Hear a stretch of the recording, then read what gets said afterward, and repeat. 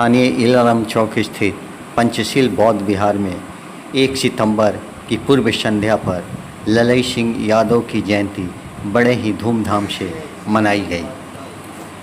उन्हीं के याद में हम पूर्व संध्या पे उनके किए गए कामों को और उनको याद कर रहे हैं। उस महान हस्ती का नाम ललई सिंह यादव है, जिनका जन्म 1 सितंबर 1911 को हुआ। उन्होंने अपना जीवन सामाजिक संघर्षों में गुजारा और समाज को एक नई दिशा में लाने का प्रयास किया। उन्हें हम उत्तर भारत का पेरियार भी कहते हैं।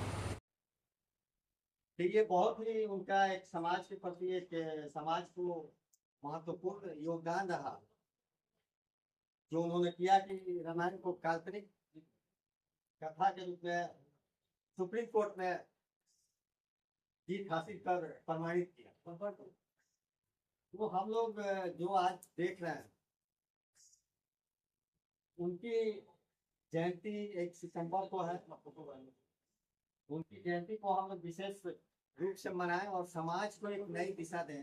जो अंधविश्वास में हमारा समाज पड़ा हुआ है, उससे अलग हो और एक नई दिशा में लो। विशेष रूप से हम आग्रह करें उसकी के बारे में कुछ हमारे 2 हस्ती बैठे हुए हैं, उनसे जानना चाहेंगे और विशेष रूप से यही लोग चाहेंगे कि उनका क्या योगदान रहा समाज के प्रति और उनका क्या इतिहास रहा है। तो हम जानेंगे सर, डॉक्टर साहब लिखा है और ये संरक्षक पंचशील बौद्ध विहार के रिटायर्ड रामदास बौद्ध जी, इनसे भी जानना चाहेंगे। बहुत बहुत धन्यवाद। जय मूलवासी, नमो बुद्धाय। यादव जो है, इनका जन्म 1 सितंबर को 1921 में कानपुर के देहात में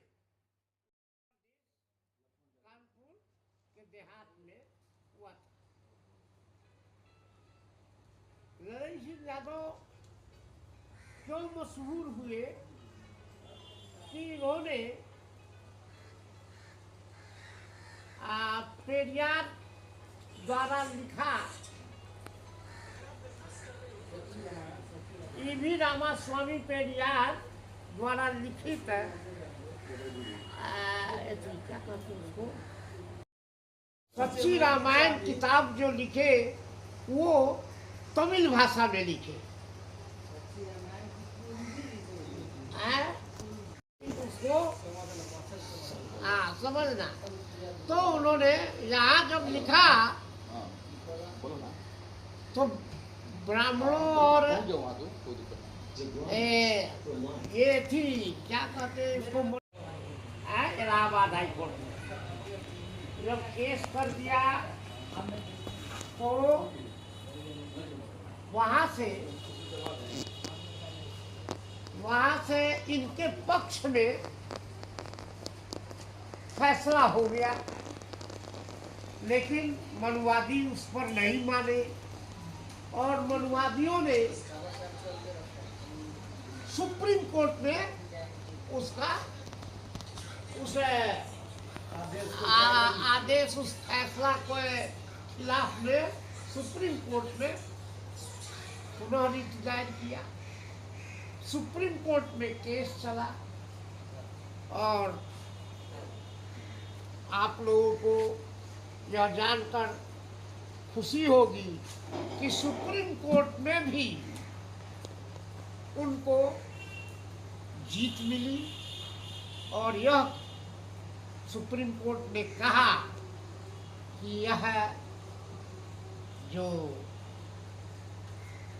राम का जन्म है यह काल्पनिक है। यह क्या है? काल्पनिक है।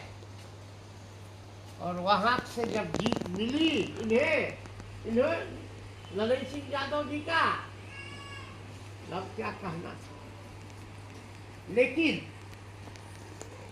हमारे लोग अभी भी इस माया मोह और कल्पना में फंसे हुए हैं। सबसे ज्यादा फंसे महिलाएं फंसी हुई हमारे समाज की, जबकि महिलाएं जो है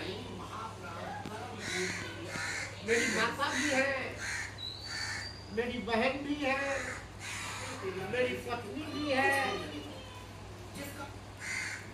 ये महिलाएं कई रूप में हमारे घर में ही है। झंझट ये है इलाहाबाद हाई कोर्ट में जब केस कर दिया तो वहां